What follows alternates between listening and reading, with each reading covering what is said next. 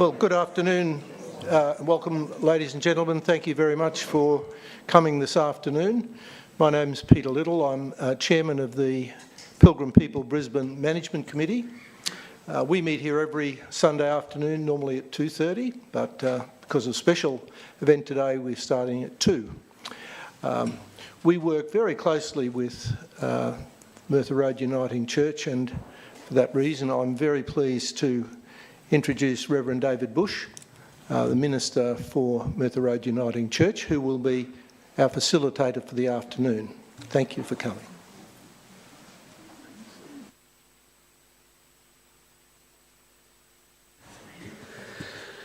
Thanks very much, Peter. And on behalf of Pilgrim People Brisbane, Merthyr Road Uniting Church and the Timor Children's Foundation, welcome to this wonderful event. Someone's stolen your coffee already, Tim.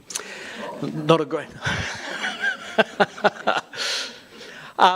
So Pilgrim People of Brisbane is, as you can see on the sign here, an ecumenical Christian community with links to the Uniting Church in Australia. It is known for its excellence in music, its preaching, choral and organ music and preaching, and its afternoon teas afterwards. But it also sees that its role is partly to raise awareness in the community of concerns about humanitarian and justice issues, and this is one such occasion that they have created for us, and so we're grateful very much that Pilgrim People had the vision for this forum.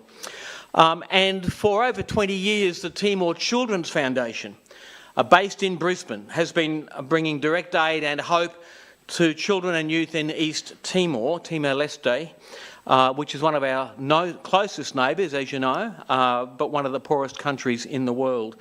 And it has a particular focus on tertiary and vocational scholarships, dental aid, agricultural training and development. They are also, because they're Brisbane-based and there's a lot of support in the Uniting Church for that, they are also one of the kind of sponsors and organisers of this event because, of course, they're living the very heart of the concern that brings us together. I want to extend a special welcome to the Reverend Tim Costello, OA, to Steve Austin, who's going to be handling our Q&A. And just because they'll appear a little bit later, but I just wanted to shout out to Neil and Gwen Wetzig. So Dr. Neil and his wife Gwen both received AOs for their incredible long work over many years of medical intervention and training work in Africa. Founders of Oz Heal. So do you want to just stand up, Neil and Gwen? We just should acknowledge... Oh, there you are in the front here. So... particularly in the Democratic Republic of the Congo since 2006. Now, many of us, of course, have a connection with and are contributors to Australia's overseas aid, foreign aid, Australian aid, and indeed through church agencies. But it's just lovely to have people who have had such a dedicated, professional, very sustained and costly sacrificial commitment to being part of the Australian and Christian presence in a country that desperately needs it. So we might hear from you in the Q&A, Neil, with something that you'd like to respond to, but it's just wonderful to have you and Emma here. You and Gwen here. Our topic, as you know, Australian aid, our Christian responsibility in a time of global humanitarian crisis. I'm sure no one here needs to be convinced that we're in a time of global humanitarian crisis. There is no shortage of places in the world that are being ravaged by both natural disasters and the effect of climate change, but also by political, economic and military disasters as well, campaigns. And we're in a world and a time of incredible, deep, profound international shifts. And for the first time since World War II, when in the wake of which the nations felt the need to come together in bodies like the United Nations or the World Council of Churches and a whole lot of other bodies in order to galvanise goodwill and capacity across the world to make sure we never descended into the hell of World War II, we're now seeing a significant retreat back from those covenants and commitments and institutions.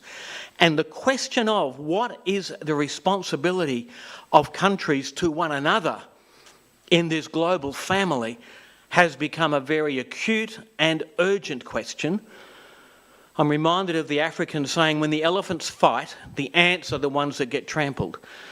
Now, we don't want to regard people or countries as ants, but we can see that there is a lot of poor and challenged countries that are paying a significant price for some of the political and economic and military posturing that is going on around the world. And every country, of course, is feeling the pinch economically. So it's not just about politics, we are in a time of profound change. And the question of who is my neighbour and what is my responsibility? Am I my brother or sister's keeper? And how do political and economic systems reflect an essence of justice or humanitarian concern in the complexities which every political system is needing to navigate at the moment? So we're sitting in a very complicated, difficult, challenging world. But at the end of the day, people's lives matter, and we have to take stock of the cost that is being borne in the way things are and are unfolding. So this is the reason why Pilgrim people have thought we need to put some focus on, well, what is at least a Christian, a religious, a faithful response to the situation we're facing in the world with all of its challenges.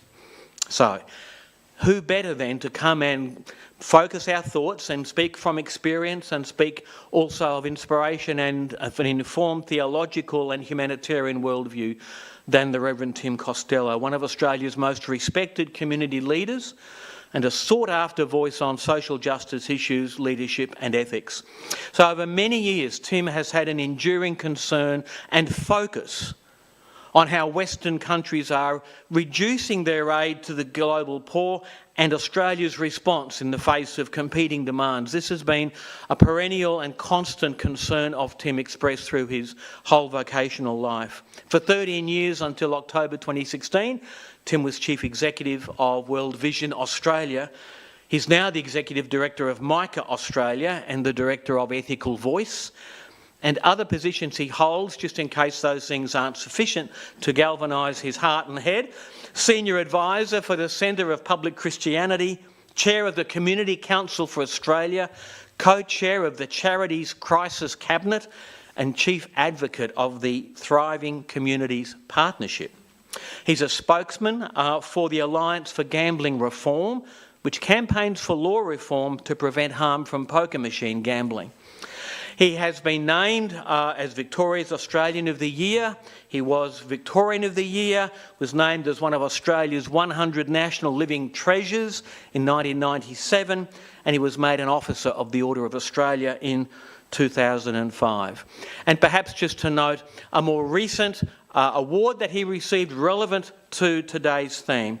In 2022, he was awarded the most outstanding contribution to international aid and development by the Australian Council for International Development, that peak body. So Tim has an incredibly rich pedigree and wealth of experience to draw from, but he's also had a platform in which to exercise his influence. And so, Tim, we're grateful that that platform and that influence extends to us. We're really pleased that you've been able to come, and we would welcome your opportunity now to come and speak to us before we move into questions. Could you welcome the Reverend Tim Costello?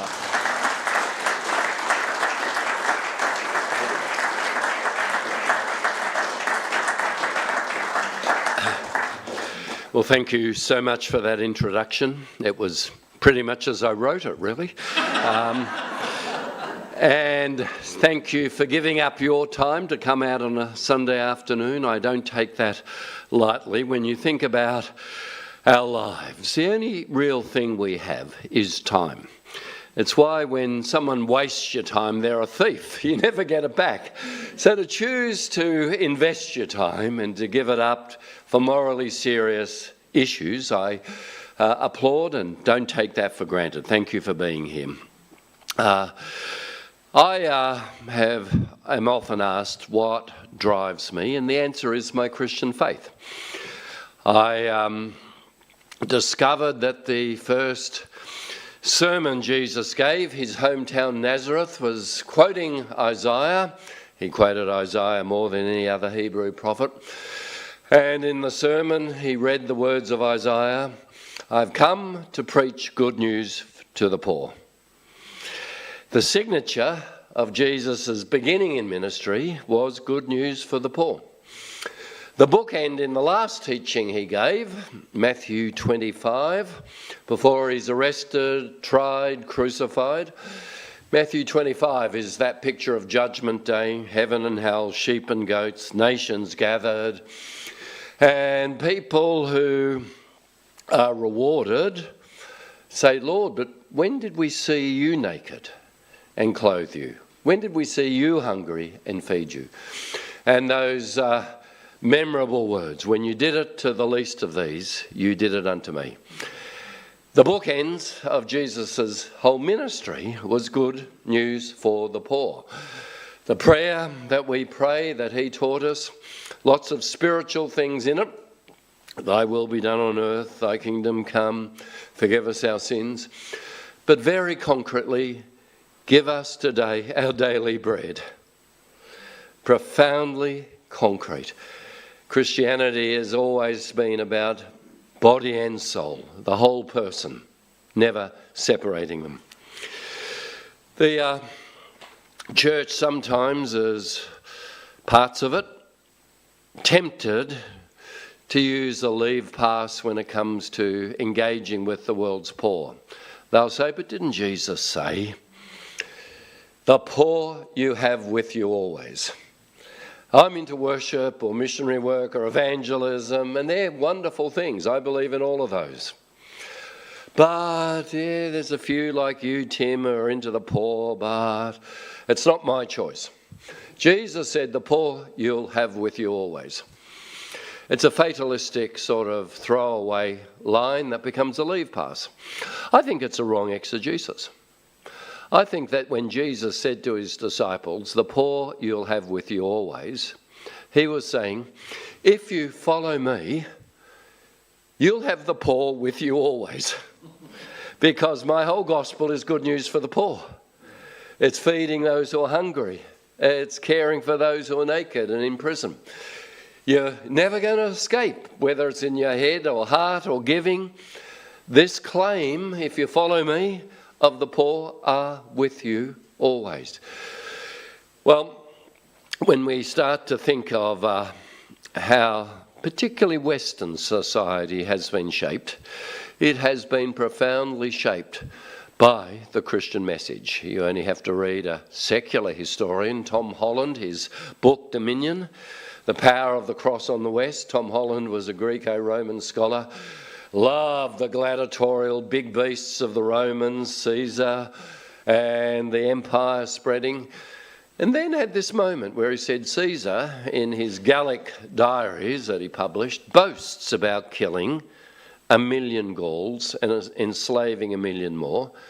And Holland goes, I love this period of history, but they're not my values. And Rome applauded that, killing that many, conquering, enslaving that many. He goes, so where do my values come from? And it led him to write the book Dominion, how the cross has profoundly framed Western civilization. Literally, the cross is the vision of the vulnerable, the victim. It's an ethical vision of the vulnerable and the victim from God's perspective. Romans didn't care how many they crucified. Power and might are right. Here is a completely topsy-turvy understanding. Victims, even the crucified, are loved by God. In the cross we believe are the Son of God. Well, Holland profoundly says the West, that over its centuries developed social welfare and humanitarian aid, was profoundly influenced by the Christian vision. And even those who are secularists in the West and believe these ethics don't have necessarily an understanding like he didn't, why the ethics that they believe are so radically different to empires throughout history of might is right and dominance. And why would you worry about the weak or someone who claims to be a victim? They have no claim on you. challenging thing going on in our world today that I want to address is the retreat in a lot of the Western world from these values. What we have seen is, and David alluded to this beautifully in his introduction, is a move back to the might is right. Xi Jinping says, make China great again. Putin says, make Russia great again. Modi in India says, make India great again. And to be Indian is to be Hindu. That's what he says. Sikhs, Jains, Christians, Muslims are copying it in India. And of course, there's a man with a bad red haircut who says, make America great again. What we often forget is right at the heart of human conflict has always been the challenge that we define ourselves by difference. Christian faith, the first internationalist faith, said no, we define ourselves by our common humanity. We are made in the image of God. What we have in common is much more important than the differences. In Christ, neither Jew nor Gentile, no, they didn't like each other, those two groups. Neither slave nor free, neither male nor female. We do not define ourselves in terms of difference, but in our common humanity. What we understood in Jesus' teaching that's profoundly influenced the ethics of the West was the story of the Good Samaritan. It's still a story that people who've never been to church know, sort of know. It's a fascinating story because the priest and the Levite on the Jerusalem-Jericho road who see the man beat up, Jesus gives a little detail. He says he was robbed, beat up and stripped naked. I'm sure the priest and the Levite would have stopped and helped if they could have identified some Jewish clothing. One of my mob, one of my tribe, absolutely clear I need to help. But they couldn't, and they passed on by. You know, Jews and Samaritans worship the same God, Yahweh. Both practice circumcision. So just being circumcised, it wasn't going to be a distinction for this man stripped naked, for Jew and Samaritan.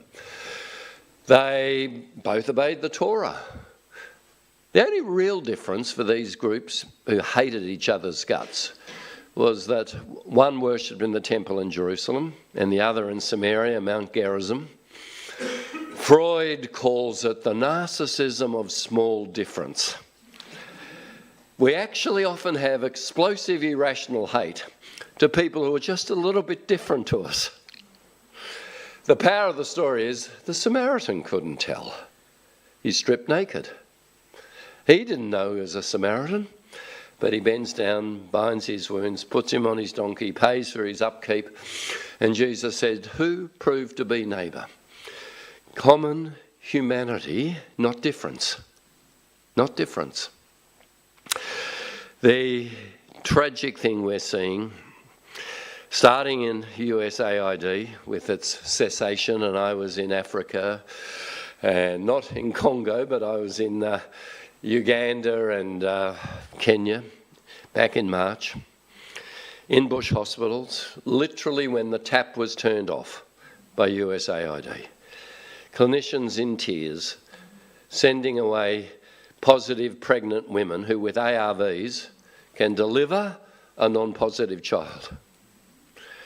TB, malaria treatments run out. They literally evaporated overnight. I saw that. 2 weeks ago, I was up on the Thai-Burma border. USAID was funding the 9 refugee camps there, Karen people mainly. The evil junta in Myanmar is bombing its own people. And they're mainly Christians in the ethnic areas. And they desperately need the food in the refugee camps turned off. At the end of this month, those 9 refugee camps on the Thai-Burma border closed down because The Thai-Burma Border Consortium running the camps, led by an Australian, went to UK, but they've cut aid in half. They went to EU donors, they've cut aid in order to increase military spending, massively increase it.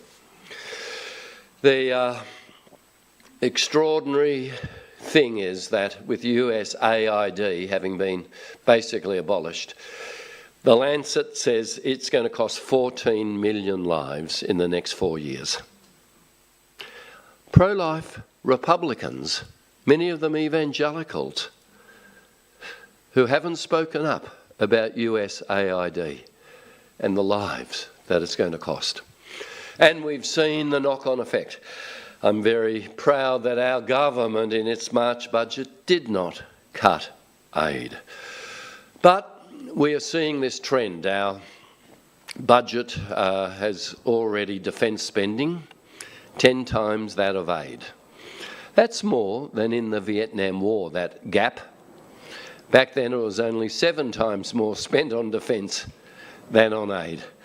And if we go up to 3%, 3.5%, it's going to be 17% to 1 in terms of defence to aid. What the Good Samaritan has taught us is that human security isn't simply in bullets and ammunition. It's in trust, it's in partnerships, it's in humanitarian relief, it's in medical care. This is where true human security lies. General Mattis, who was in the first Trump administration heading up defence when Trump was threatening to cut aid, said, if you cut aid, you're going to have to buy me and the military a lot more ammunition. There is this corresponding loss of true human security and partnership. Because of these challenges, we have launched a Safer World for All campaign. This is Micah Australia. Micah does the advocacy for the World Visions and Baptist World Aid, Anglican Aid, Salvation Army, Caritas, the faith-based NGOs. And in our campaign, we actually realised that Christians, those who identify as Christians in Australia, are giving over 60% of all the donations to international NGOs. That includes the Oxfams and the Save the Children, secular NGOs. Christians have skin in the game. They really care because they have been shaped by the gospel, common humanity, image of God. So what we have done is create this campaign, and I'll go to the next slide. It's a campaign that says we're living in a perfect storm. We've come through COVID, we are seeing rising inequality, we're seeing environmental damage. This is testing my eyes and probably yours. We are, what's that? Spiralling debt, cost of living.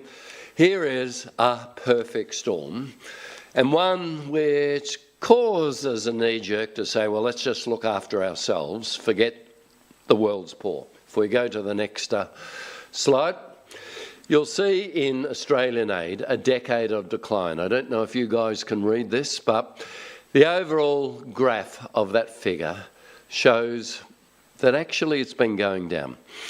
Here's a fact that most people in Australia don't know. When was aid at its highest? Overwhelmingly 0.5% of gross national income.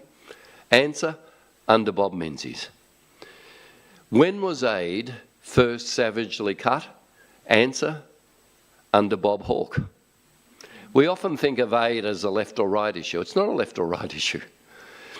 It was under the Liberals that we were at our most generous, and Menzies refused to cut aid, saying Australia will do its bit.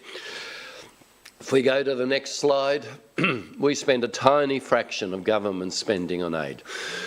So the figure's actually gone down again. It's now 0.65% of budget is spent on aid. It was 0.68.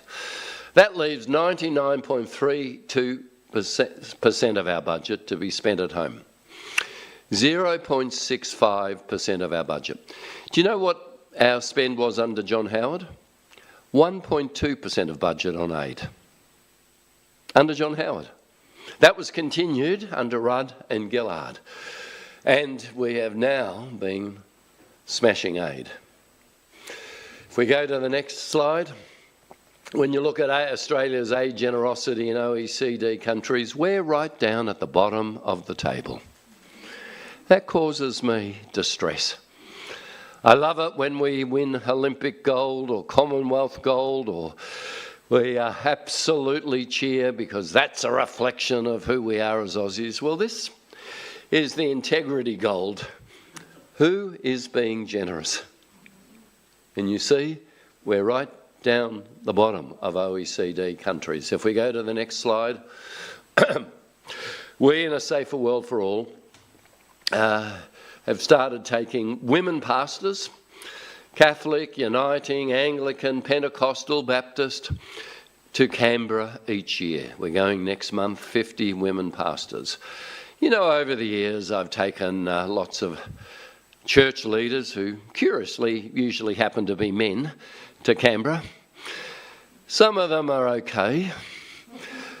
A lot of them, with the politicians, you know, seem to chest out, legs under the table, talk about how big their church is, or budget, or missionary activities, or outreach programs. You see the politicians' eyes glaze over. I said, let's change tack. Let's take women to Canberra. Women pastors. We've been doing this now for 6 years. It is amazing with the EQ of these women, and you see some of them with politicians each year, arguing for the world's poor, people who won't ever get a vote here in Australia, saying this is about who we are as a nation. It's beautiful to watch them say to many of the secular, some atheist politicians, always at the end of the meeting, can we pray for you? Not one has ever said no. And often, when you open your eyes at the end of the prayer, the politician's in tears. This EQ, this conviction that we care, the Christian churches care about what Australia does. And we've got skin in the game. Over 60% of all the giving in Australia to international NGOs comes from Christians. So we're not lecturing you about things we don't do. And so many of these women in these churches have missionary programs and aid programs in so many countries. It blows politicians away. This level of love, of empathy, of concern. If we go to the next slide, we don't just take a group to Canberra each year. In each electorate, we organise women, Christian women, to lobby their MPs, to actually have electoral events. It really knocks politicians out. They didn't see this one coming. Most people who lobby are there for their own self-interest or their sector's interest or what's in the budget. They're not there to lobby for the world's poor who don't actually get a vote. This is so novel. And they're so passionate.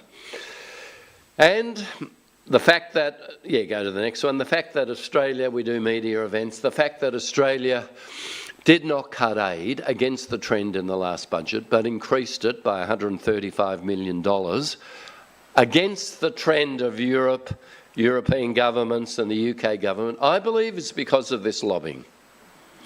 The power and the conviction and the care. This comes out of a belief in the cross and the resurrection, a belief in the Good Samaritan.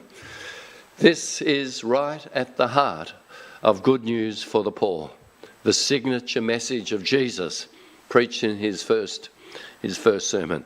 And it's not either or, either the church should look after the poor or the government.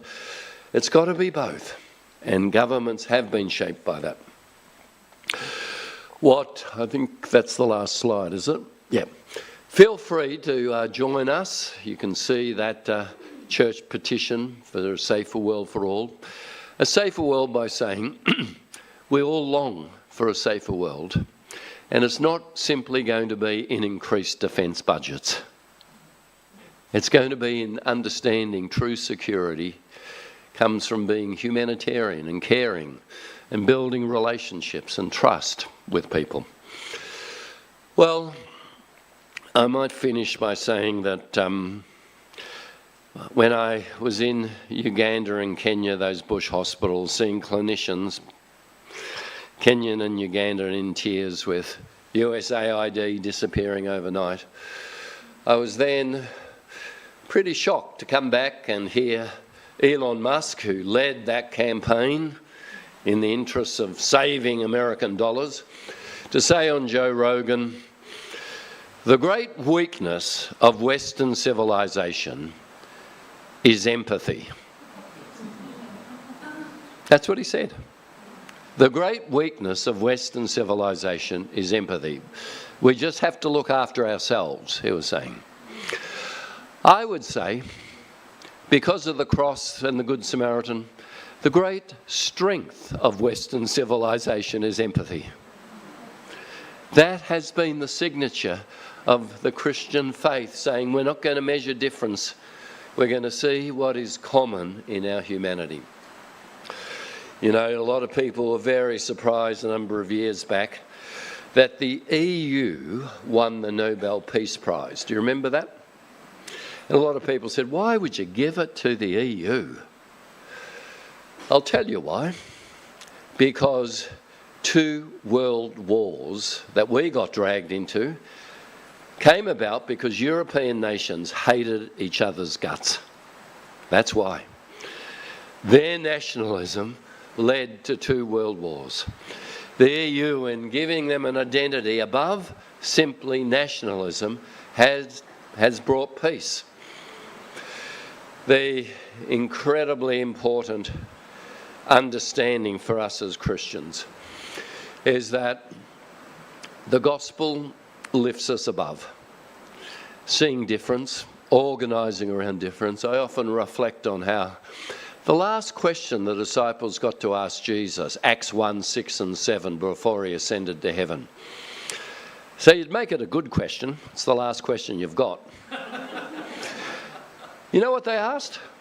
They said, Lord, is now the time you'll restore the kingdom to Israel? That's their question. In today's language, that question sounds like this. Lord, is now the time you'll make Israel great again? Make China great again, America great again, Russia great again. Jesus won't have a bar of it. He says, no, we're not seizing power. You are to be my witnesses to the uttermost parts of the earth, that God loves the whole world. All carry the image of God. That's what's in common, rather than differences that are highlighted. Thank you for the opportunity to address you, and over to you, Steve, or David.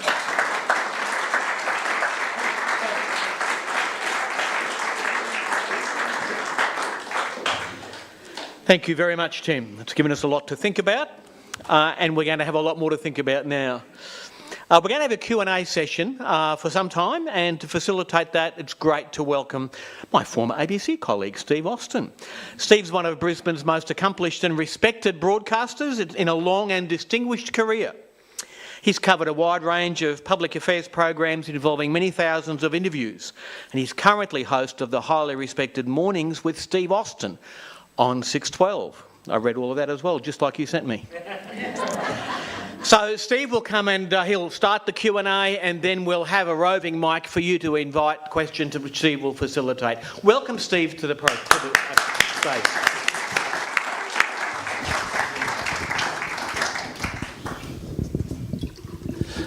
All right. Well, it's up to me to be the challenge to that very righteous talk. Okay, so first of all, I want you to just give us a picture of what's happening on the Thai-Burma border. You said the Karen there are being bombed by their own government. I didn't hear any of that mentioned when Anthony Albanese was in Asia in the last week. So what's happening there?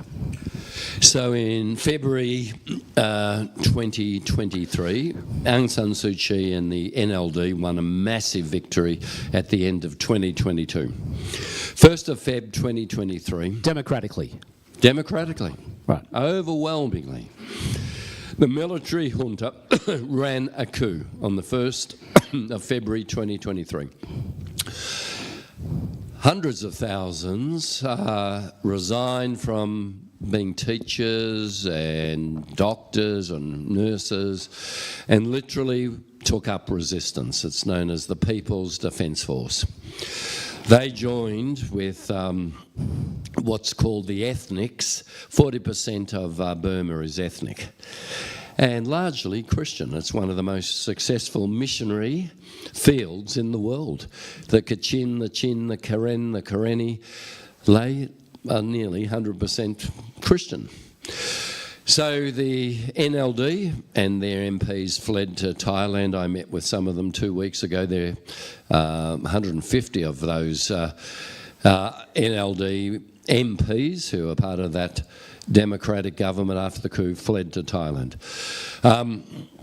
The junta controls the skies. It's bombing its own people with Russian and Belarus bombs. Fuel coming from Vietnam. But such is the resistance to the junta that nearly 70% of the land has been liberated by the People's Defence Forces. That's ex-teachers and health workers joining with the ethnic Christians. But the level of suffering is great. That's why there are so many refugees in that Karen, in Mae Sot, that Thai-Burma border, where the refugee camps are being closed down. So they have a defence problem, they have a political problem. The cause of their refugee status is that they don't have enough weapons or armaments to repel the attacks. Why isn't that a defence or a political issue rather than a financial or foreign aid issue? Well, it's both. I mean, ASEAN and China have both, and China did not veto this in the UN Security Council, have both called for the junta to stop bombing and to let humanitarian aid in. ASEAN always tiptoes around this a bit. The one ASEAN leader who's very vocal is Jordana Guzmão, and we're thinking of East Timor today and supporting this wonderful mission up there.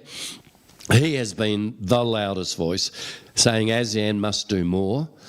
We can't allow them just with resolutions to keep bombing. So it is a defence issue at that level, but it's a humanitarian issue, Steve. So if they're under attack permanently, isn't that just a waste of money if it's going to get blown up and attacked by the Burmese military? In other words, if you don't solve the core problem, you're simply kicking the can down the road. Yeah, the truth is we thought with Aung San Suu Kyi after 2010 and then winning 2015 and massively 2020 that we were solving the problem. The military kept the right to appoint 25% of all the seats in Burma. The curious thing about it is they didn't need to even run a coup. They actually still had the balance of power because they controlled 25% of the seats. So there has been attempts, and there will be future attempts, to solve this democratically. But the junta have utterly lost any legitimacy. People in Burma want them gone. But none of the ASEAN countries or governments are going to do anything about it to help facilitate that. The Thais are pretty good. They actually allow a lot of those who've been bombed. See, in the ethnic areas, because the junta will not allow NGOs to work in the ethnic areas, and that's 40% of the population of Burma. It's really only the churches that are doing the caring for the sick and tending the wounded, and it was USAID getting emergency health into Burma. That's all ceased. That's still happening, but they are now desperately needing that humanitarian and medical help. So the question you're probably asking is, how does this end? Yes, I was going to say, what happens at the end of this month? Well, at the end of this month, there's hundreds of thousands of Karen refugees who fled the bombing who can't feed themselves, because the refugee camps where they're being fed, and they're not allowed to work in Thailand. So we're I've been talking to our Foreign Minister and we're lobbying the Thai government to give them the right to work. The Karen are really industrious people and they will do any job and feed their family. So that would be a solution if they're allowed to work. Or finding from Australia some of that gap money now USAID has stopped to feed them in the interim. They're the things we're advocating. We'll be in Canberra next month advocating for that. And so you'll be lobbying the Foreign Minister to try and facilitate or complete that, what's essentially a rescue mission by the sounds of it. Yeah, it is a rescue mission. And, you know, the thing about war is it's particularly women and children that suffer, and it's a rescue mission. And if we don't rescue them, they'll be subject to organised crime, military groups who fund themselves, sexual slavery, child labour, those sort of things by the different groups in the either side of the Thai-Burma border. Yeah, in war, all sorts of malevolent groups take advantage of chaos. Yep. Traffickers and people are desperate. You're desperate to feed your child. You'll do anything. Okay, well, in terms of what this audience can do, if you're meeting the Foreign Minister of Australia in a month from now, what can these people here practically do to assist you in what you're trying to do over there? What can these people do ASAP? Yeah, the most powerful thing is to either seek a meeting or write to your local federal member and to say, I'm speaking for a church or whatever group you represent, and we are really focused on this because the world's attention, understandably, has been on Gaza and Ukraine, and right in our region, we have this happening, and it's desperate. To go onto our website and to join up with Christians right across Australia who are actually advocating for humanitarian aid. I want to ask you then about Papua New Guinea, our nearest northern neighbour, very closely connected to Queensland. And they've just been given what's essentially over $500 million to run a football code. Now, I have some sympathy for this, but it's quite a clever strategy. The Papua New Guineans are absolutely mad for rugby league, and they do see it as something that connects Australia culturally to them. And you can't get anyone to answer the phone in Papua New Guinea when State of Origin's on. So I can see why the Albanese government gave them serious money, and the Albanese government did that as a means of hedging against other influences or potential influences like China, who's been doing something similar in the South Pacific. I'm keen to get your thoughts on how wise or workable something like that is. If they do that in PNG... Yeah, and this is not just because I'm an AFL supporter, but I am very, very suspicious about this. Taxpayers' money going into an NRL team. For a few reasons. The first reason is the NRL gets $60 million a year just from sports betting sponsorship. Why do you have the first rounds last year and this year in Las Vegas? For gambling dollars. That's what it's about. And we know that where there's gambling in a family, there's 4 times more domestic violence. We know, and that's why the Prime Minister's own domestic violence rapid review team recommended a ban on gambling ads. If you've been following this debate, they have not even, the Albanese government hasn't budged at all. Though it was one of their own members, the late Peter Murphy's recommendation, and it was multi-partisan. Nats, Libs, Independents, Kate Cheney and Greens, all on the inquiry recommended a total ban, phased in over 3 years, on gambling ads. The reason that worries me particularly in PNG is that PNG has one of the worst domestic violence records in the whole world. Every state of origin match, people die in PNG. They are so tribal. They choose maroons or blues, and they get drunk. They might even be gambling. I am really worried about taxpayers' dollars setting this up in PNG without going, what is this going to do to domestic violence? How are we going to protect women?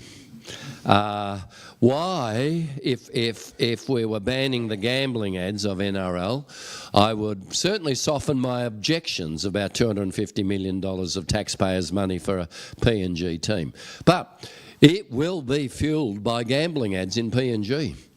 That's the way they're paying for NRL at the moment. So that move, if I was in the federal government and I was involved in that move, I'd say this is really a long-term foreign affairs or defence strategy. I'm trying to strengthen ties between that nation and Australia to make it harder for any external power to come in and gain influence there. So it's an influence move. A second order issue in my mind would be solving their domestic problems, because Australia said to PNG in the 70s when Gough Whitlam was Prime Minister, no, you're an independent nation, you can stand on your own 2 feet, we're not a colonialist power, we won't tell you how you should run your lives, we trust you enough to run your own life. In other words, the Australian government in an anti-colonialist position is saying, no, we were patronising in the past, we're not going to patronise you. PNG solutions for PNG problems. Yeah. Look, PNG is one of the most extraordinary places on the planet. Do you know that 18% of all the world's languages are in PNG? That villages as far apart, as close as 4 kilometres apart, do not have one word in common. It's like Turkish and English, not even German and English. PNG's Wantok, its tribalism, makes it impossibly difficult to govern. It's that rising above Wantok. The main mover in PNG of the NRL team was just in the Sydney Morning Herald yesterday. He's gone down for corruption. Peter V'landys, of course, says, oh, well, no, well, we'll check the funds, you know. I just think that you can have good policy for PNG without being patronising and colonialist. I certainly don't accept that. But think carefully, is this really helping? Is this the best thing that we can do? $250 million of taxpayers' money for this? I doubt it. So you've started in Thai Burma, we've gone into PNG. Let's go to the South Pacific. I'm intrigued to know your thoughts on what's happening in the South Pacific. When Scott Morrison was Prime Minister, it came as quite a big shock to the Defence Department in Canberra to find that China had made significant inroads, particularly to the Solomon Islands, due to a change of policy by the son of a Seventh-day Adventist minister. And Australia panicked, for want of a better word. Did anything result from that in terms of changing our foreign aid distribution? I know we're doing some police training, so is China. We're giving them some tied funding, so is China. I'm intrigued to know your observations about the South Pacific. Yeah, we absolutely shifted some of our aid to the Pacific significantly. I want to say this carefully, not to be misquoted, but there's now almost too much aid going into the South Pacific.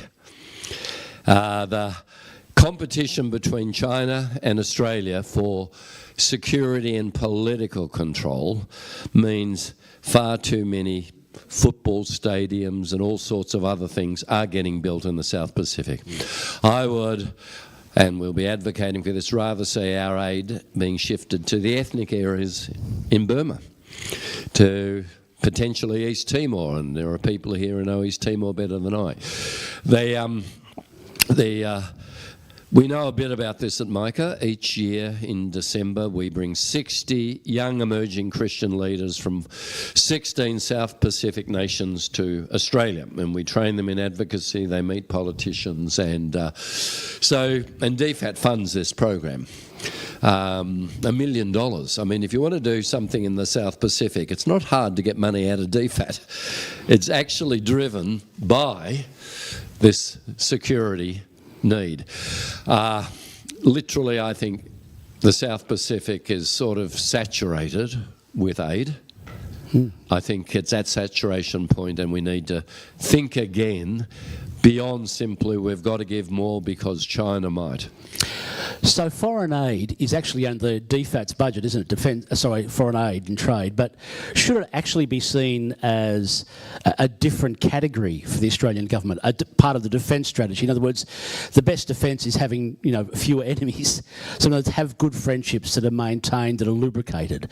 How would you adjust the Australian government's focus or categorisation of foreign aid? Because this audience can contact their local member of federal parliament about that. They can do something practically very easily about that. How would you refocus that? So the 3 Ds for human security are defence, diplomacy and development. And we need all 3 Ds. I'm not anti-defence spending. I'm anti the fact that we are now so increasing defence spending at the cost of cutting aid. And Julie Bishop, as Foreign Minister, kept trying to actually say, what about diplomacy and development? Julie Bishop and Kevin Rudd had a surprising warmth of relationship when he was Shadow Foreign Affairs Minister and he was Foreign Affairs. And they both agreed we should be lifting aid and development and investing more in diplomacy. I'm really worried that the first D, defence, has completely overrun the other 2 Ds. So foreign aid isn't the same as defence, but your question is right. When you're actually making friends and showing that you care and you're engaged, it is a defensive, proactive defensive strategy. But that wouldn't work with the Burmese junta. No, but we can get aid into those areas that are liberated. The junta will complain. I don't see why we don't have a number of sanctions on the junta who still have kids that study here in Australia. The Maginski sanctions have been used, with great effect. I think the tiptoeing around Burma has to change. The National Union government, which is the interim government of those who fled, has been recognised by a few countries in the world, Czech Republic, East Timor. I think the time's coming where the Australian government should recognise that as the legitimate government. So let's do a bit of a survey of Australian politics. So you said that Australia's foreign aid budget was at its peak when Sir Robert Menzies was the Liberal Prime Minister. Why was that? Australia was more monocultural back then. We were very proudly... Back then, most Australian citizens would have said they were Christian. Now it would be less than half. I think a lot less than half. Why was that? Was it because Australia was a Christian nation back then and we're not now, or something else? Yeah, it's a great question. I don't know the answer to that. It may be that we were more Christian and observant. It certainly was an anxiety. So my grandmother was born in Edinburgh and my grandfather was born in London, and when I stayed with them overnight and they opened the blinds and looked out their window, I knew they just wanted to see the spires of Edinburgh and Big Ben. And here we were, more likely to see Dili or Jakarta. So I think under Menzies, it was that sense that, we're a British nation, sort of in the wrong part of the world, but we actually have to really engage. And a lot of the aid was the Colombo Plan, you'll remember that? Yeah. And it was generous, 0.5% of gross national income. Now we're down to 0.18% of gross national income. These are confusing figures. We're asking for 1% of budget. But under Menzies, it was by far its highest. I don't quite know why. So Kevin Rudd and Julia Bishop agreed that foreign aid should be a bipartisan agreement in federal politics. Did it actually happen? It was on its way to happening. Look, what happened in 2014 was a month before that budget. Do you remember that budget that was called the horror budget of Abbott and Hockey? Hockey. Joe Hockey rings me out of the blue. I wasn't used to getting calls from Joe. It was a month before the May budget. Tim, I'm a World Vision supporter. I'm reading your magazine. I'm just ringing to say you're doing a great job. That's when I got suspicious. In that budget, they cut over $1 billion out of aid. I rang Tony and get on well with Tony, and I said, Tony, strong Catholic faith, these are the world's poorest. Tim, aid's just for good times. Australia's in bad times. Now, in 2014, we weren't in bad times.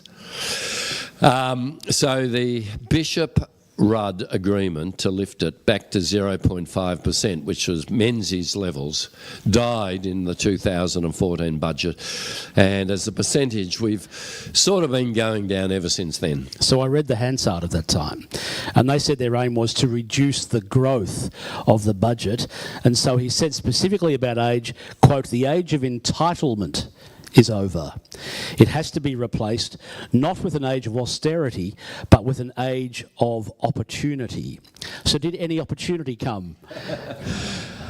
Look, when I'm you're, quoting Hansard. when you're in a refugee camp and you're not allowed out, I'm not sure what the word opportunity means there. I absolutely believe in a market-based free system and people working hard and being given opportunity, but the recipients of aid are rarely in that situation. So later on, Scott Morrison becomes Prime Minister. He spoke about his close connections, or the close connections we have to South Pacific nations. Did he increase foreign aid outside of the South Pacific? Did Scott Morrison increase it? So during Scott Morrison's Prime Ministership, and this is again our Safer World for All, we ran two campaigns. One, end COVID for all, and we got out of Scott Morrison, this was great, an interim extra $800 million for poor countries, particularly the Pacific, to get access to the vaccine and masks and PPI. We then ran a campaign called Christians United for Afghanistan. Kabul had fallen, you remember the terrible scenes. And we took women leaders, including, I might say, I just want to make this really clear, Australian Christian Lobby. Have you heard of them? Pretty conservative. They came with me to see Scott Morrison. Australian Christian Lobby said we're asking for 20,000 places for Afghanis. Now, these are Christians lobbying for Muslims. Scott was a bit surprised to see ACL there. He was even more surprised when the leader of ACL, Australian Christian Lobby, said, "And if you don't give us these 20,000 places, Prime Minister, we're emailing our 300,000 database and telling them to vote Labor." Now, that was a bit of a shock. Anyway, the last budget Josh Frydenberg brought down. I was in Melbourne, I'd finished a speech, my phone goes off, it's the Treasurer. Budget night, he's delivered his budget. He says, "Tim, you've been a pain in the backside, Tim, but we've got you 16,000 extra places for Afghani refugees. $650 million it's costing me, Tim, but well done." Josh was very good about it. So under Scott Morrison, we did have those wins, yeah. All right. So now we have Anthony Albanese defeated Scott Morrison. Anthony has two religious streams he follows. One's the South Sydney Rabbitohs, the other one is the Catholic Church. His own words. And he seems to have at least not cut, if I read your graph correctly. He didn't cut. He maintained a reasonable level of Australia's international aid obligations, although we're still on at the 0.05 gross national income level that we told the United Nations we'd meet. Yeah, we're at 0.18%, not 0.5 gross national. Yeah, so, look, I wrote an article that was in the Sydney Morning Herald and Age this week saying, I don't disagree when the Prime Minister says, rather than just pluck an arbitrary figure, 3.5% of gross national income for defence, the Prime Minister said we will actually ask what we need and pay for that. The truth is we know we've spent a lot of dollars in defence which hasn't been suited to our needs. A huge amount of dollars. And when the fear rushes in that we have to spend, all nations doing this. Literally, this always comes at the cost of aid. That's where the European nations and the Brits did. Keir Starmer cuts British aid in half before he goes to meet Donald Trump in the White House and saying we're increasing defence, but it came out of aid. That's where it came from. And that's where I'm saying it's 3 Ds. It's not just 1 D. It's not just defence. It's diplomacy and development for human security.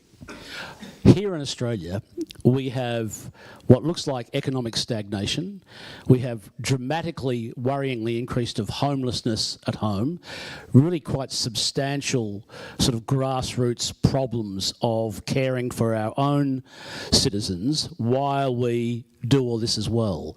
So why should this group of people, or an Australian, where Australia's pulling its weight, not where we've agreed to, I acknowledge, but we're not doing as dramatically badly as some of the wealthier Western nations are doing. But why should this group of people here focus on other people rather than the people in their own backyard? In other words, who is my neighbour? Well, the neighbour is someone here in our country. So why should they not focus on them as a priority as opposed to someone overseas? Yeah, it's never an either or. And that's, I think, the point of the Good Samaritan. You know, if they could have told the priest and the Levite that this was a Samaritan because he had some Jewish identification, they would have helped. And Jesus tells the story to make the point that it's neither either or. You see someone made in the image of God and you respond. Look, as you saw in my graphs, at the moment, we're spending of our federal budget 99.4% on ourselves. We're only at 0.65% of our budget on humanitarian aid, half of what it was under John Howard. It's not an either or. We can do both. The second point, Steve, is, as you saw from that graph when you say we're doing our bit, we're right down at the bottom end of the OECD table. Did you see that table? We like to say we're so generous. Actually, it's not true. Individually, I think Australians are generous. But as a government, it just isn't true. We are right at the bottom of the table in generosity. Right at the top of that table was the country of Norway. How are they doing it? Well, you can ask my brother why he didn't bring in a sovereign wealth fund. They did. Norway were pretty sensible in public policy, and they collected for generations a lot of their revenues. They've had some good policy decisions, but you look at Scandinavian countries and the Dutch, and for that matter the British. Who lifted aid in Britain? David Cameron, a Conservative leader. He was saying, we don't want to be known as the nasty party, but as compassionate Conservatives. And he lifted aid. That's why I say it's not a left-right issue. This is a humanitarian issue. And I'm calling on the opposition. I've written to Susan Ley to make aid bipartisan again, because in the last election, the budget costings came out in the last 2 days of the election, but Andrew Hastie was very sympathetic to our arguments. But Peter Dutton made the call, and the call was cut aid, again to increase defence. We need to see this bipartisan. Once it's bipartisan, it's not a political football. It's the political football that really hurts us and the world's poor. Are we going to get a bipartisan decision, given that the opposition, the Liberals and the Nationals, are dramatically diminished? And if I was a backroom strategist for the Labor Party, I'd say, mate, we don't need them. Just do what you want. No, to be fair to the Labor Party, they want it to be bipartisan. They actually say, we don't want to be arguing over this. This is what we commit. We've set it aside. It's not a political football to raid. Like an ATM, as soon as there's some need, we're out. This is set aside. Look, I'm hopeful with Susan Ley. Susan Ley is the daughter of a MI5 officer, I think. She has lived in Nigeria. She actually, I think, has a sensitivity for the world's poor. There are a number of liberals who I talk to who absolutely want to make it bipartisan. So I haven't given up on that at all. So I'll give you a chance to ask some questions yourself in just a moment if you want to think about that, and I'll just ask a couple more of Tim, and then we'll give you a chance to say or to ask Tim a question. As I understand it, Keir Starmer cut their foreign aid budget because they were donating to India. And someone in the Exchequer pointed out that India was one of the fastest growing nations on earth, and that they weren't having financial problems, that India was doing so well in terms of their growth figures that they could be donating to the United Kingdom. Yeah, I'm being serious. That I know you are. India's in the top 3 nations in terms of economic growth in the world today. Yeah, no, it wasn't a lot of UK aid going to India, and it should never have been going to India. It's a relic of the British Raj guilt, that. But where they cut aid dramatically was in Africa, where it is really desperately needed. But you're right, it shouldn't have been going to India, exactly. So why don't, if Donald Trump is cutting this dramatic amount of foreign aid funding, why don't we, as part of the strategy, exert pressure on China or other places like that to say, come on, you want to be respected in the world, and that's what the Chinese, as I understand it, do really want. They want to be acknowledged and respected. Absolutely agree. Fair enough. Well, here's your chance to step up, because you are the economic giant of planet Earth today. Prove it. Yeah. No, to be fair to China, China has an aid program. US doesn't have an aid program. Or won't at the end of this month. Sorry? Or won't at the end of this month. Won't at the end of this month, yeah. Donald Trump, I could not believe this. I had to read the article in The Atlantic a few times. This week, Donald Trump incinerated in America 700 million tonnes of plumpy nut. Plumpy nut is the thing you give to malnourished kids because they can't have solids. It's high in protein, they can suck. That was to feed 1.2 million kids. He incinerated it. He burnt it. And this is, we don't have a responsibility for anyone else. So he's doing but that. China is not doing that. China is actually, and this is, you'll have Republicans, if you read the New York Times, like David French and, what's his name? His name's just gone from me. Steve Bannon? No. Not Steve Bannon. No, not in the New York Times. David Brooks. David Brooks. David Brooks. And they are going, it is so foolish that we have burned America, our soft power, with aid. We're slapping tariffs on our friends, 25% of whatever it is on South Korea and Japan. And we once had soft power because of USAID and goodwill. China is stepping into that gap. So be careful what we wish for. Yes, China, we can ask them to do more, but, China, and I don't trust China. China always has some other motives too.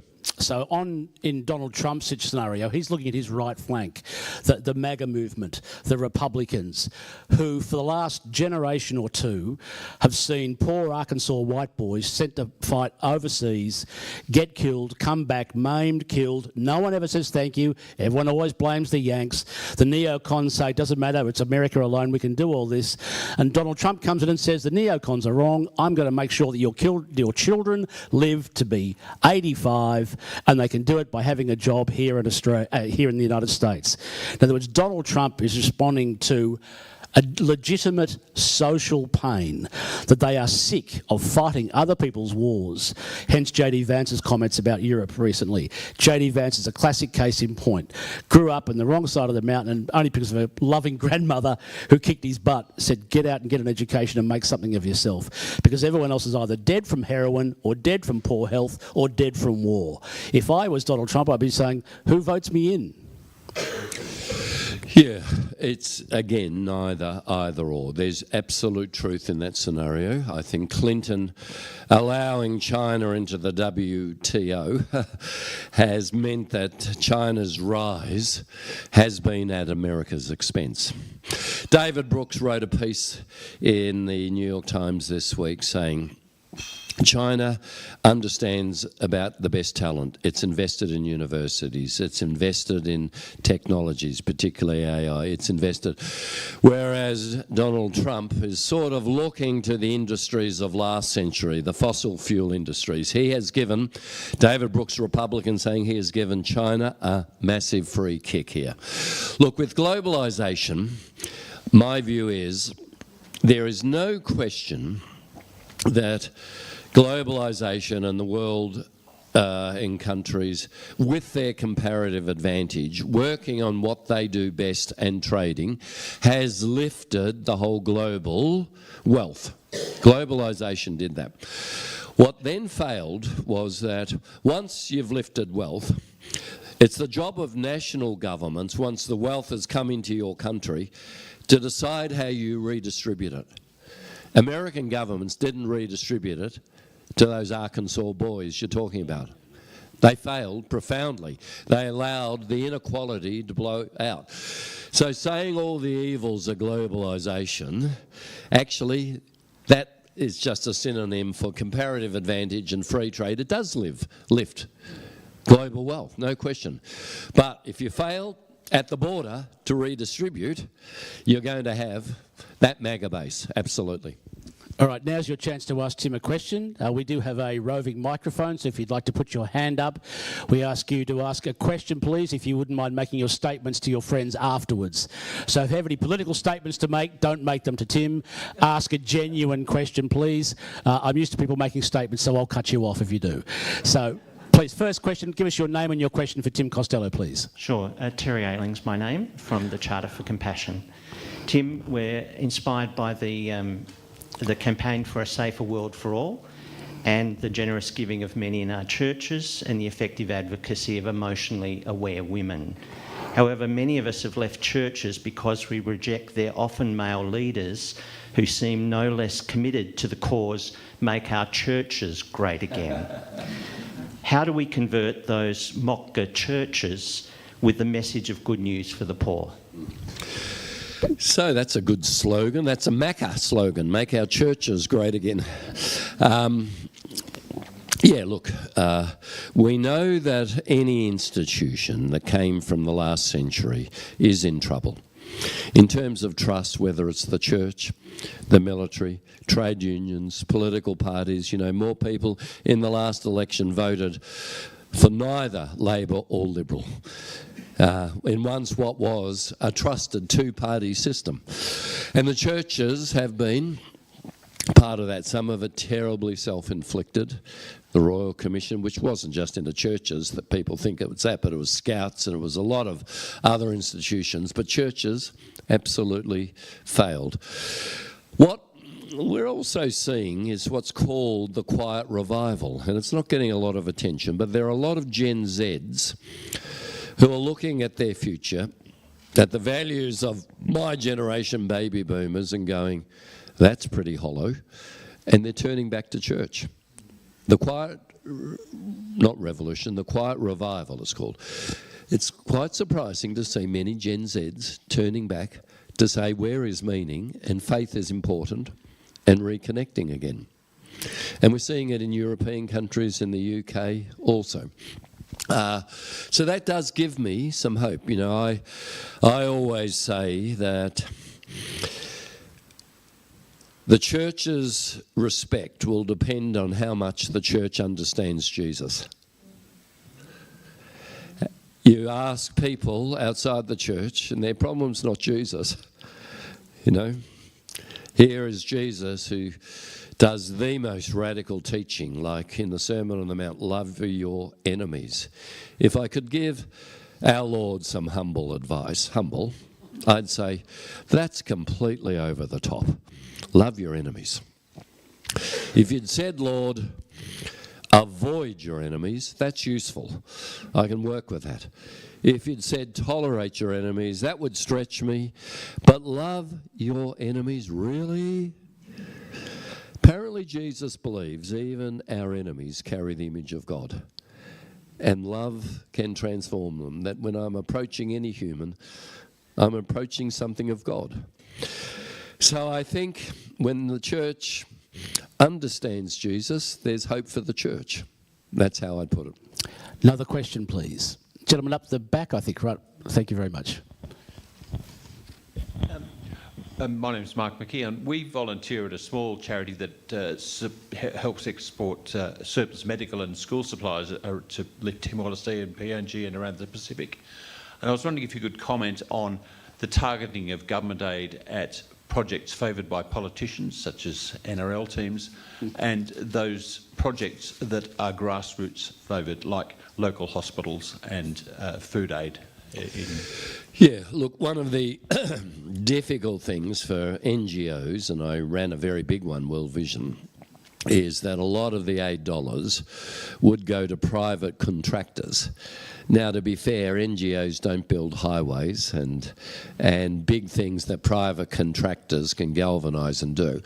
But I have long said to the government, focusing and backing Australians who are already caring and doing and connecting is far, far better use of your dollar. And we advocate that in the Safer World for All campaign, to say let's actually back Australians that are doing this already, have rolled up their sleeves. And I think we've still got some, distance to travel in that really being owned. Thank you. I think another question up the back there somewhere. If you put your hand up the back, thank you. Yes, hi, thank you. Marty Lumsden from Uniting World. Thank you, Tim and Steve. That's been fantastic. I just wanted to ask, in light of everything that you've shared and what we heard then, what are some of the, maybe one or two of the key challenges that you see for Christian-based NGOs working in development in the coming years? Yeah, I should have said Uniting World's a proud member of MICA too, and great to see you, Marty. The key challenge for Christian agencies is always identity and relevance. The more you focus on identity, we're Christian, are we still being Christian enough, are we getting the gospel out when we deliver aid, sometimes the less relevant you are if there are needs. I know that there was a very strong Christian agency doing great work in Nepal, and because they couldn't hire Christians in Nepal, they withdrew. Well, the need in Nepal is still great. It's not like people, and that's the identity issue. The other part is, sometimes to be relevant, you trash your Christian identity. And I think the Christian identity is important. It's faith that has inspired me and continues to inspire me. And if I, in a Christian NGO, can't openly, publicly, in a way, avow that, profess it, find ways to nurture that, I might be relevant by looking more secular, but I actually lose the engine that drives me. Does that make sense? And I think it's always an oscillation between identity and relevance. It's neither one or the other, but we have to hold them both together. Another question, well, up the front here. I'll ask a question while we're getting the microphone. Tim, so okay, I'm the Treasurer of Australia, and next week there's going to be I once knew one. There's a productivity inquiry, and all the business leaders and other interested parties are going to be gathered around a table, and they're going to say how we can improve Australia's productivity because we have a looming economic problem. But in the back of my mind, I'm thinking, how do I sell this? I've got to find a way of getting on top of some of our budgetary issues, improve productivity in Australia. And the big temptation for me is to say, we'll just quietly cut down those things that Australians don't relate to, like aid. We'll just reduce it by, I don't know, 500 million. It's only $500 million. No one cares. How am I going to sell politically to Australia that's looking at our budget, can see constraints in the Australian economy at the moment? They're feeling those constraints very effectively through cost of living. They're seeing homeless people living in bus shelters. How do I sell it? Say, we still need to care for people you can't see and may never meet. Well, the first thing to say is Australians aren't against foreign aid or Australian aid. When you ask them, how much do you think we're giving from our budget on aid, they'll all say 10%. The Lowy Institute have done the surveys on this. And when you're told we're giving less than 1%, it's 0.65%. Most Australians go, what? But that's not the picture of who we are. I went to see Pauline Hanson in Parliament, and she comes, I go into her office, she said, I've been asking my staff all day, what's Tim Costello come to see me for? Why's he come? I said, well, Pauline, it's about aid. Oh, no, we're against that in One Nation. I said, yeah, I know. So there are minor voices like hers that are really against it. I said, so, Pauline, have you actually done a trip and seen how Australian aid's used? She said, yeah, actually. I did go on a trip with parliamentarians to India, and we saw this clinic treating blind people and restoring sight. I said, what did you think about it, Pauline? She got emotional. She said it was really moving. I said, all I'm asking, Pauline, is you tell that story. Oh, but Tim, you don't understand. Our people are all against it. If I told that story, they'd be angry at me. Now, I don't think Australians are against aid. And when we say we're spending 99.4% on ourselves, of our budget on ourselves anyway, and explain why 1% of budget is a great investment, I don't think we necessarily get the backlash. And the good thing is, I think Jim Chalmers, by the way, one of our Micah women's electorates went and saw Jim Chalmers before the election in his electorate. Here, he was really committed. He said, I know aid really makes a difference. I'm a believer. Go for your live question. Yeah, Neil Wetzig, you heard at the beginning, I work in Congo, but I also wear another hat. I'm the president of an organisation called the Global Alliance for Surgical Obstetric Trauma and Anaesthesia Care, trying to promote development in those areas in the developing world, in low and middle income countries. So my question comes from that background, Tim. How can we ensure that the aid that is given in an equitable form? Because certainly across the globe we've seen that there's a lot of money going into Gaza and into Ukraine, and the funding for aid into places like Congo, where I work, has diminished significantly. USAID cut. They were providing $12 billion worth of aid into Congo. It's gone. And literally IV lines being pulled out of patients' arms because of it. So that's one question. And how can we make sure that it's targeted in an appropriate form? And the reason I say that is the whole PNG thing. You know, huge amount of money going. I'm an NRL nut, so, you know, I love the NRL. I'm not knocking that. But when there are 1.8 per 100,000 specialists, obstetricians, surgeons providing healthcare in PNG, and yet the World Health Organisation recommends 20 per 100,000, and Australia has those levels. How can we make sure that it's targeted to actually do development and not just humanitarian aid? Yeah. Well, a great point, Neil. And I remember being shown through the main Port Moresby Hospital by a great Australian obstetrician whose name I've forgotten, but he's been up there forever. And he showed the lack of humicrids, the extraordinary under-resourcing in their main hospital and people dying needlessly. He was emotional. If you're going to spend $250,000 on an NRL team, I mean, really? Really? Your point is absolutely right, and why I've talked about the Thai-Burma border is whether it's Yemen, whether it's Sudan, whether it's Congo, Ukraine and Gaza have taken all the oxygen, and it is inequitable. And we haven't actually focused. It's particularly difficult because when you've withdrawn $60 billion of USAID from the system, no one can make that up. But we have to keep raising our voices about these other places and try, as we fill whatever gaps we can fill, to be equitable, to actually talk about the Congo. And let me just publicly thank you for you and your wife's magnificent work. So proud of what you've done. Can I pick up another question? If there's another one from the floor, yes, we'll get a microphone across. Oh, pass the microphone, Neil, to the gentleman right next to you, then we'll pass it across the aisle to the lady. Sorry, Neil. Oh, sorry, my apologies. Right up the front here. Thank you very much. The United States is also pulling out of the World Health Organization. Does that mean, counted in the loss of aid funding as well, or is that separately? Is that over and above? No, that's even separate. It's over even and more? above. I mean, the irony is that Musk thought he was reducing the US deficit. That's why he smashed US aid. And then when Trump put through his big, beautiful bill with an extra $4 trillion of debt, Musk turned on Trump. He said, what was I doing all these smashing events? And you've just added $4 trillion to the debt. I mean, that's what went on there. Now, WHO and funding the UN and anything multilats is separate to aid, but they've pulled out of Okay, that. all right.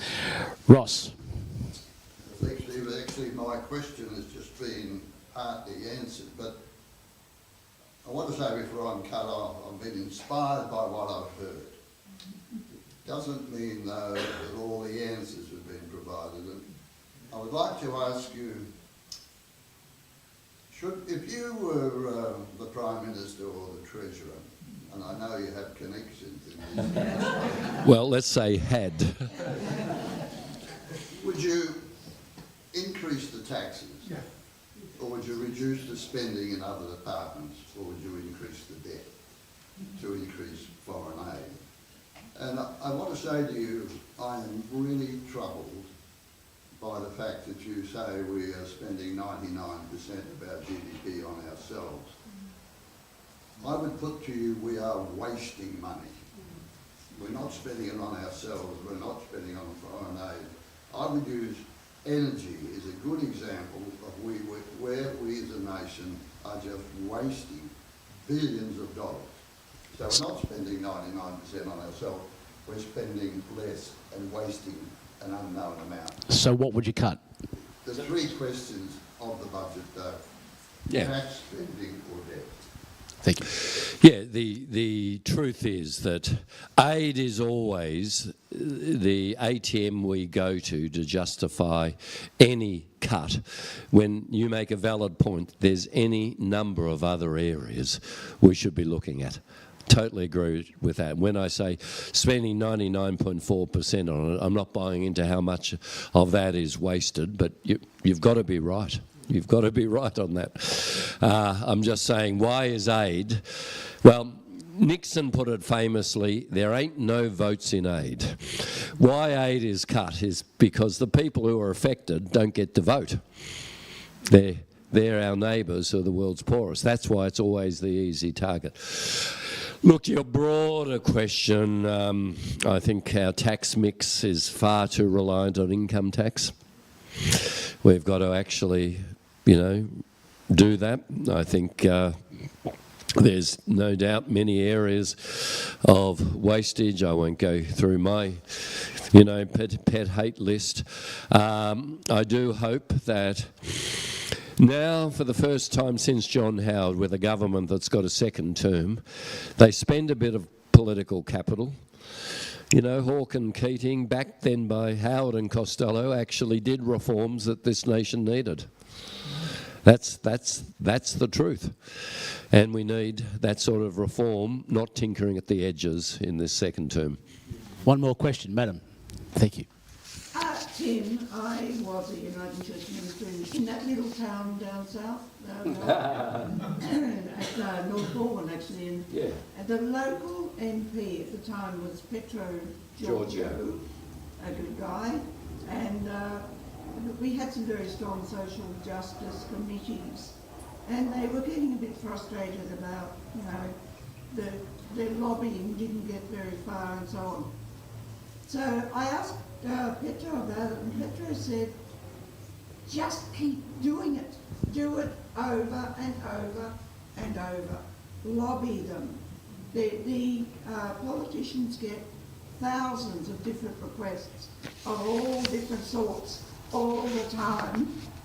So if you have an issue, you want them to suddenly say, oh, well, there's that again. Keep going, keep going. And so I think for all of us, if we write one letter a year, think about writing 50 letters a year. Yep. So I totally agree with you. And, when Hawke cut aid, Bob McMullen was president of the Labor Party. He was later a aid development minister. Bob McMullen said to me, I was shocked that Hawke and our party cut aid. He said, I thought the churches will shout. He said, I didn't get a letter. I was so disappointed in the churches. And though that pressure would have counted. That would have counted. So you're absolutely right. Well, how does the Apostle Paul say? Preach the gospel in season and out of season, when it's convenient and when it's not. Oh, another quick question. Sorry, one more will be the last question. We'll squeeze that in. Thank you. Is it known what percentage of foreign aid goes to people on the ground who are suffering as compared to going into staffing embassies, which I presume comes out of foreign aid? Is that correct? Yeah, no, it's a different budget for embassies. Yeah, that's the diplomacy budget. But embassies most ambassadors in countries have a small amount of aid to distribute, but it comes from a separate budget. Yeah. That was my question. Please thank Tim Costello.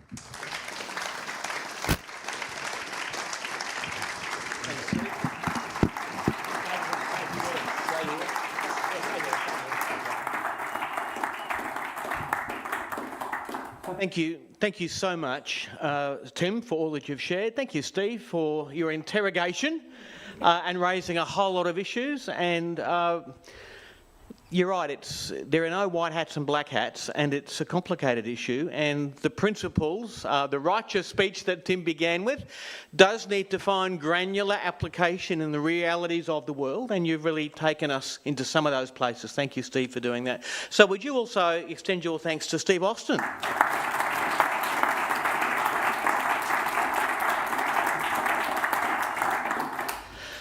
Thank you again for coming to echo on behalf of Pilgrim people Tim's honouring of you to give up a Sunday afternoon for this. I hope there's been some stimulation for you, some things you might go away and think about, or maybe even do. So that little email address or website's been up there all afternoon. I hope you take advantage of that. You might find outside in the courtyard some of these cards. This is the postcard campaign that Tim was talking about, and on the back is a card letter that you are invited to address and send to your local member. So if you want to take a handful or more of these and share them with friends, but begin the relentless campaign in season and out of aligning yourself with this campaign and sending these in, and in addition to that, write your own so that it's not just a card, it actually is an approach. So thank you both for the way you've agitated us to not just be critics and complainers and lament, but actually there are some practical things we can do.